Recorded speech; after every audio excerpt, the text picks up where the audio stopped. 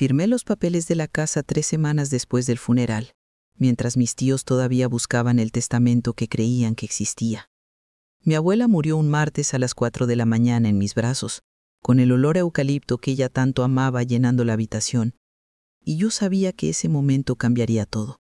Durante 5 años la cuidé sola, limpié su cuerpo cuando ya no podía moverse, le di de comer cuando olvidó cómo masticar.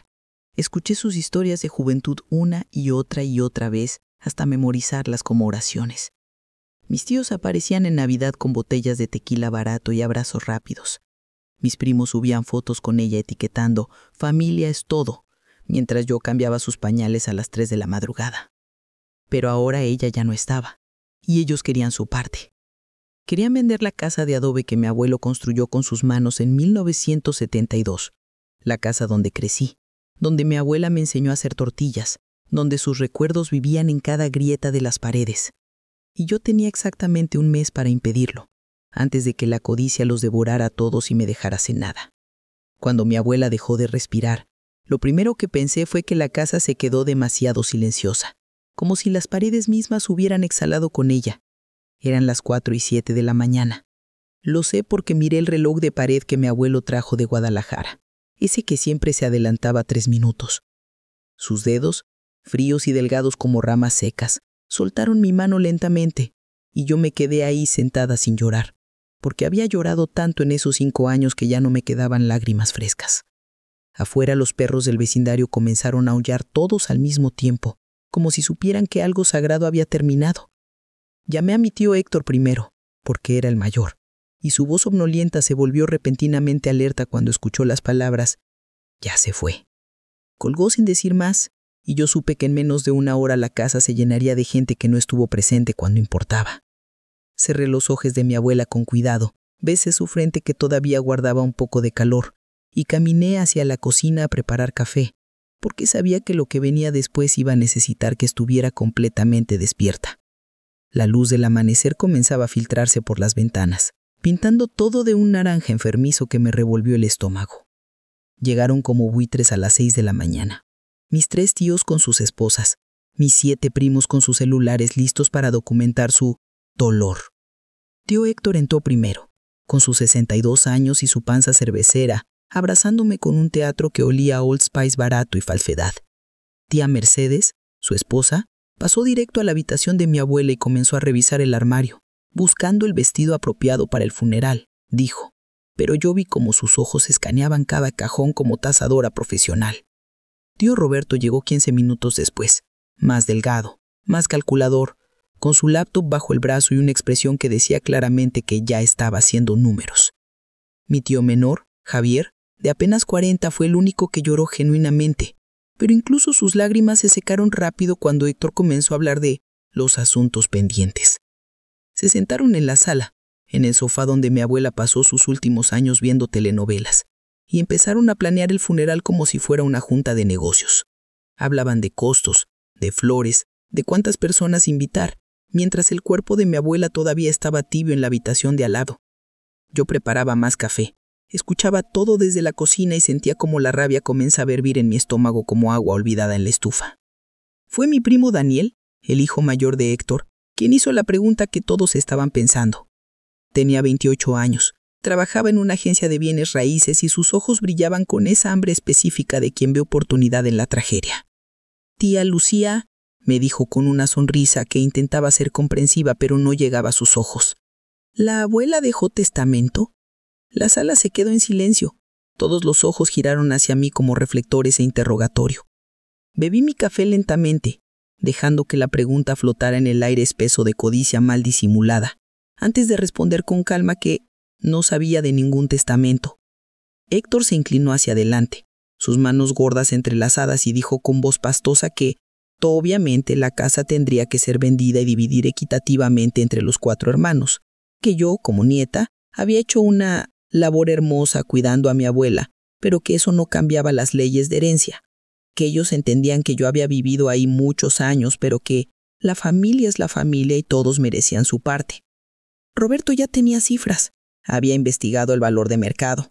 La casa con sus 200 metros cuadrados en una zona que se estaba revalorizando podía venderse en al menos $180,000, dividido entre 4 $45,000 cada uno, menos gastos funerarios, por supuesto. Y yo, me dijeron con palmaditas condescendientes sobre el hombro, podría quedarme con los muebles y los recuerdos. Enterramos a mi abuela un jueves bajo un sol que no tenía derecho a brillar tanto en un día tan oscuro.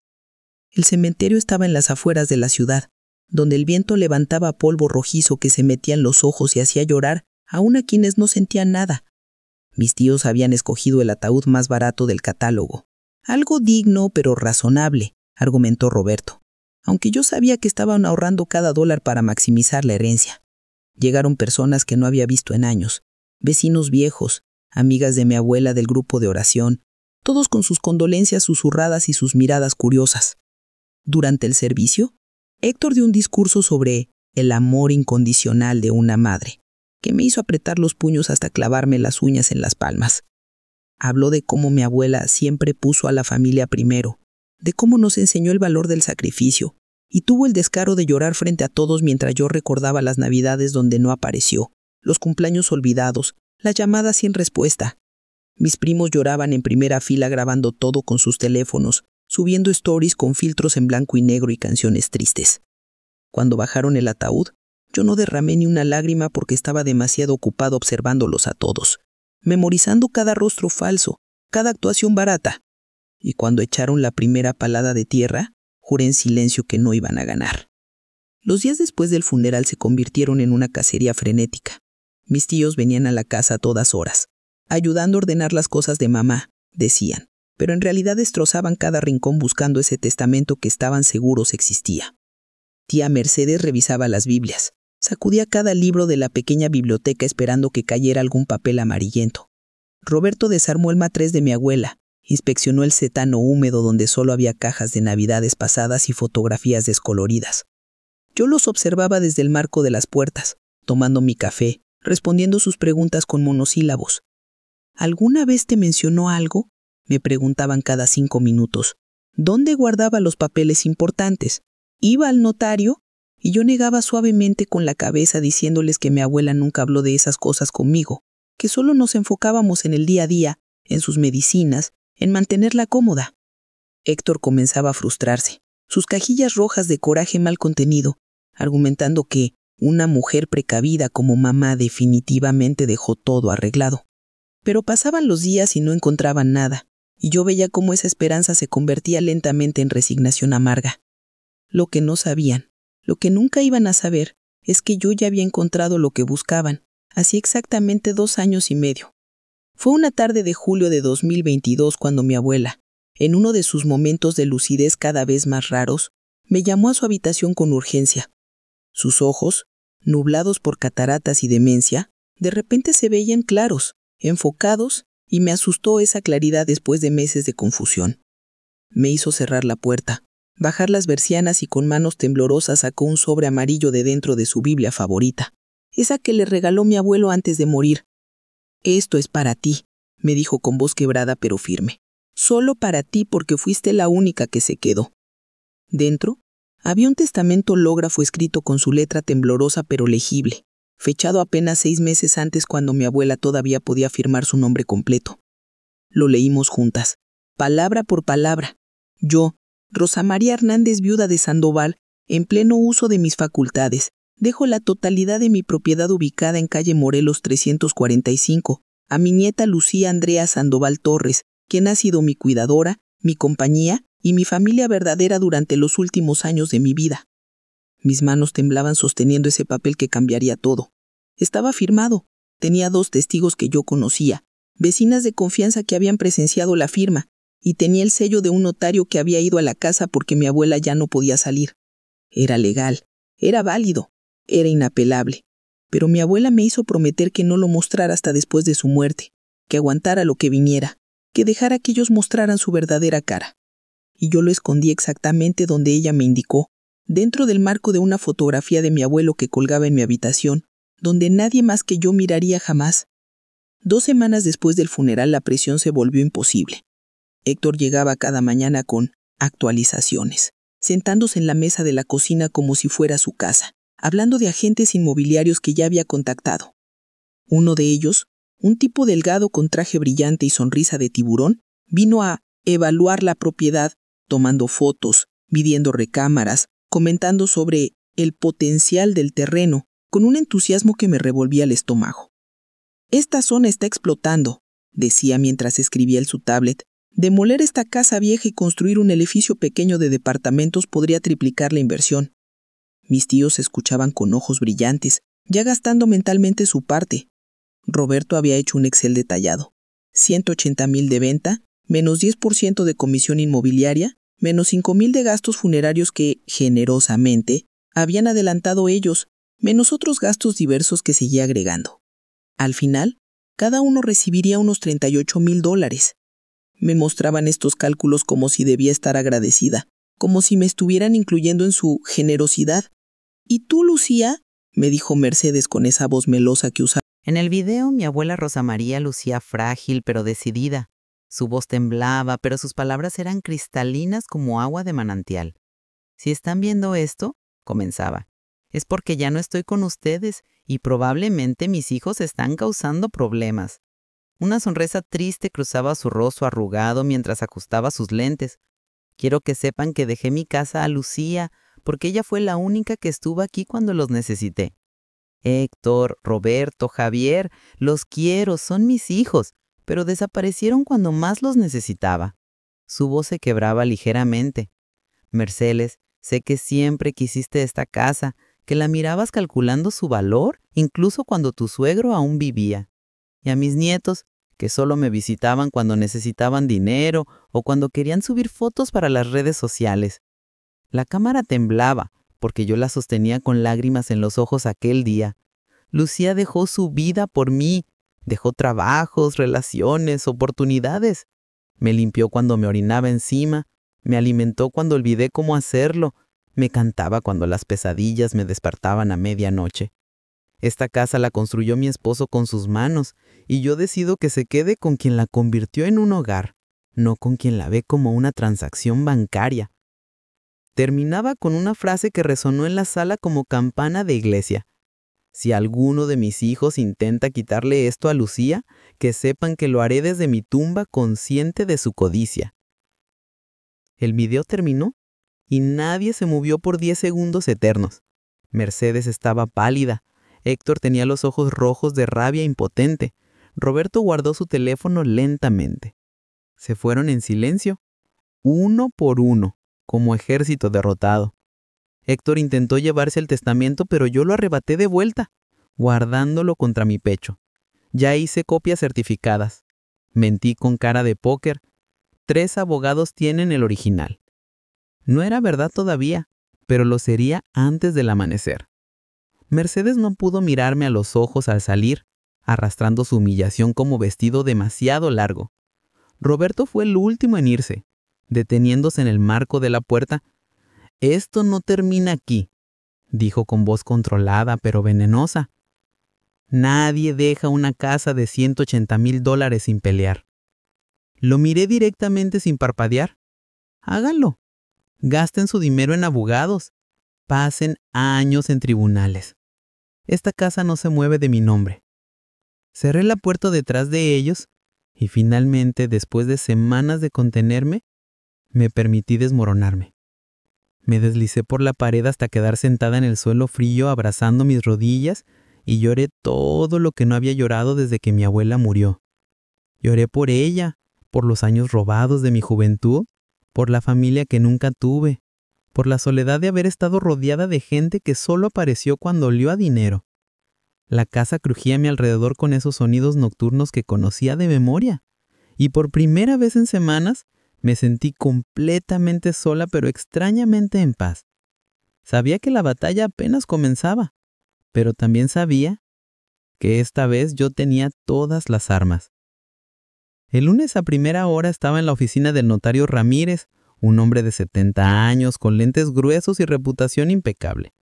Le mostré el testamento, le mostré el video, le conté todo. Él asintió con expresión seria, recordando perfectamente aquella tarde cuando fue a casa de mi abuela.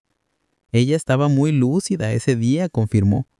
Me explicó exactamente por qué tomaba esta decisión. Me pidió que me asegurara de que fuera inimpugnable. Me ayudó a hacer copias certificadas, a preparar toda la documentación necesaria. El martes visité a un abogado especializado en herencias, una mujer llamada doctora Campos de unos 50 años, con ojos afilados que me recordaban a aves de rapiña. Le mostré todo, el testamento, el video, las fechas de las visitas médicas de mi abuela que demostraban su capacidad mental en el momento de firmar. «Esto es sólido», dijo, después de revisar cada página. «Ellos pueden intentar impugnar, pero necesitarían probar que tu abuela estaba incompetente. Y según estos registros médicos, hasta 6 meses antes de su muerte todavía pasaba evaluaciones cognitivas básicas. Me cobró $2,000 adelantados, dinero que saqué de mis ahorros miserables, pero que valían cada centavo. El miércoles fui al banco y cambié todas las cerraduras de la casa porque sabía que eventualmente alguno de ellos intentaría entrar cuando yo no estuviera. El jueves recibí la primera carta del abogado de Roberto, amenazando con demanda por influencia indebida y captación dolosa de herencia. La doctora Campos se rió cuando se la mostré. «Puro teatro», dijo. «Están asustados y tirando piedras al aire». Como predijo la doctora Campos, la demanda llegó oficial el viernes de esa semana.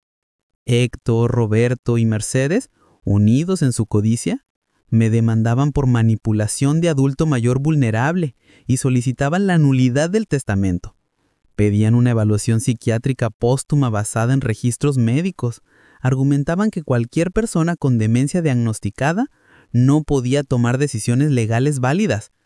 Javier curiosamente no firmó la demanda y me enteré después por su esposa que había tenido una pelea monumental con sus hermanos por esto. La citación judicial me llegó a casa, entregada por un oficial que se veía incómodo cuando le abrí la puerta. Tenía 30 días para responder. Esa noche, sentada en la cocina donde tantas veces preparé el té de manzanilla de mi abuela, comencé a sacar todas mis armas. Durante 5 años yo había documentado todo obsesivamente. Llevaba diarios detallados del cuidado, foto con fecha y hora, grabaciones de voz. Tenía registro de cada vez que pedí ayuda a mis tíos y ellos pusieron excusas. «Estoy muy ocupado con el trabajo. Mercedes está enferma. Los niños tienen escuela». Tenía capturas de pantalla de conversaciones donde les pedía dinero para medicinas de mi abuela y tardaban semanas en depositar cantidades ridículas. Tenía el registro de llamadas. En 5 años, Héctor había llamado 32 veces, Roberto 18 y Mercedes solo 7. Y tenía algo más, algo que había guardado esperando nunca tener que usarlo, pero que ahora sacaba como carta final. Videos de mi abuela, lúcida, hablando específicamente sobre por qué no quería que sus hijos heredaran. Durante esos 2 años finales, en sus momentos de claridad, mi abuela había hablado mucho sobre sus hijos. Yo grababa esas conversaciones no por malicia, sino porque un terapeuta me había sugerido documentar sus recuerdos mientras todavía podía articularlos. Pero ahora, esas grabaciones se convertían en evidencia devastadora. En una, fechada marzo de 2023, mi abuela contaba cómo Héctor le había pedido prestado $5,000 hace 10 años para su negocio de refacciones, dinero que nunca devolvió. Me dijo que era un préstamo temporal, decía su voz cansada, pero cuando le recordaba, se enojaba. Decía que era su madre y que las madres no cobran.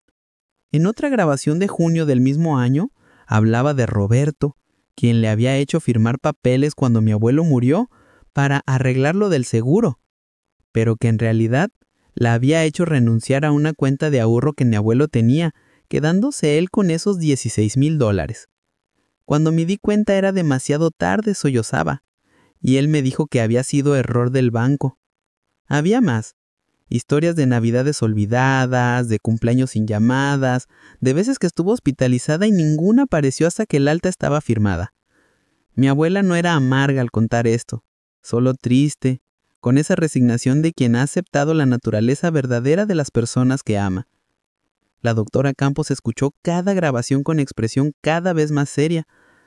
«Esto cambia todo», dijo finalmente. «No solo tenemos defensa, tenemos contrademando por abandono de adulto mayor y apropiación indebida de fondos». El juzgado olía a papel viejo y desesperación burocrática. Cuando llegué ese martes de octubre, mis tíos estaban sentados del otro lado con su abogado, un hombre gordo con traje arrugado que transpiraba confianza falsa. Mercedes me fulminaba con la mirada. Héctor miraba al piso. Roberto tomaba notas obsesivamente en su libreta. La jueza era una mujer de unos 60 años, magistrada Sánchez, con expresión que no revelaba nada. Los abogados presentaron argumentos preliminares. El de ellos pintando una imagen de nieta manipuladora, aprovechándose de abuela confundida. El nuestro estableciendo un patrón de abandono familiar y cuidado abnegado. Cuando la jueza pidió evidencia, la doctora Campos comenzó a presentar metódicamente cada documento. El testamento con sellos notariales, el video de mi abuela explicando su decisión, los registros médicos mostrando capacidad mental, las evaluaciones cognitivas firmadas por 2 neurólogos diferentes. El abogado de ellos intentó argumentar que demencia es demencia, que un diagnóstico invalida cualquier decisión legal válida, pero la doctora Campos contraatacó con jurisprudencia. La demencia no es un estado binario, su señoría. Hay momentos de lucidez incluso en etapas avanzadas, y la ley reconoce el derecho de toda persona a decidir sobre su patrimonio mientras conserve capacidad de juicio. Luego mostró las grabaciones de mi abuela hablando sobre sus hijos. El silencio en la sala cuando terminó el audio de mi abuela contando cómo Roberto le robó el seguro de mi abuelo fue tan denso que podía cortarse con cuchillo. Mercedes comenzó a llorar, pero ahora eran lágrimas de pánico. La jueza ajustó sus lentes y dijo: continuaremos en 30 días con audiencia completa. Después de la audiencia preliminar, algo cambió en el bando enemigo. Javier me buscó. La sala del juzgado estaba llena ese lunes de noviembre. Mis tíos con su abogado a un lado, yo con la doctora Campos al otro, y entre nosotros un abismo que ninguna cantidad de dinero podría cerrar. La magistrada Sánchez entró puntual, su toga negra ondeando como alas de cuervo. Los procedimientos comenzaron con el abogado de ellos presentando nueva evidencia, reportes médicos de los últimos meses de mi abuela, subrayando cada mención de confusión, de episodios de no reconocer personas, de alucinaciones nocturnas. Una mujer en este estado, argumentaba con voz teatral, no podía tomar decisiones legales válidas sobre patrimonio significativo. Pero la doctora Campos estaba lista. Presentó el testimonio del notario Ramírez, quien declaró bajo juramento que evaluó personalmente la capacidad mental de mi abuela antes de certificar el testamento, que ella respondió preguntas específicas sobre sus bienes, sus hijos, sus razones. Presentó el testimonio del neurólogo mostrando que el testamento fue firmado durante una etapa temprana de demencia, cuando los momentos de lucidez eran frecuentes y prolongados. Luego vinieron los testimonios sobre el abandono. Doña Petra, describiendo con lágrimas cómo me vio envejecer 10 años en 2, don Fermín, contando aquella tarde de la caída. Javier subió al estrado y con voz quebrada admitió todo: el abandono colectivo, las excusas constantes, el robo de Mercedes de la cuenta médica. Mi hermano Roberto se apropió del dinero del seguro, dijo mirando al juez directamente, y todos lo supimos, pero nadie hizo nada porque nos daba vergüenza. El silencio en la sala era ensordecedor. Mercedes sollozaba, Héctor tenía la cabeza entre las manos, Roberto miraba al vacío con ojos muertos. La magistrada Sánchez se tomó 15 minutos para deliberar. 15 minutos eternos donde el único sonido era el reloj de pared, marcando cada segundo como sentencia. Cuando regresó, su expresión era de acero templado. Comenzó leyendo los fundamentos legales, explicando con voz pausada pero firme que un diagnóstico de demencia no invalida automáticamente la capacidad testamentaria, que debe probarse incompetencia específica en el momento del acto. En este caso, continuó, la evidencia muestra claramente que la señora Rosa María Hernández actuó con plena conciencia de sus decisiones, que fue evaluada por profesionales competentes y que sus razones, aunque dolorosas para sus hijos, son válidas y comprensibles. Declaró el testamento completamente válido e irrevocable. Luego abordó la contrademanda con dureza, que hizo temblar a Rogarto visiblemente. Respecto a la apropiación de los fondos del seguro de vida, ordenó al demandado Roberto Sandoval Hernández restituir la cantidad de $25,000 a la señora Lucía Sandoval Torres en un plazo no mayor a 90 días. Mercedes recibió orden similar por los $8,000 de la cuenta médica. Y finalmente, mirando a los 3 hermanos con expresión de decepción que dolía más que cualquier multa, este tribunal encuentra probado el abandono sistemático de adulto mayor vulnerable. Si bien no procede sanción penal, dado que la víctima ha fallecido, queda constancia en acta de esta conducta reprobable. Se ordenó además que no podían acercarse a la propiedad sin autorización explícita mía. El mazo cayó, y con ese sonido seco de madera contra madera, 5 meses de batalla llegaron a su fin. Mis tíos salieron del juzgado cabizbajos, derrotados no solo legalmente, sino moralmente.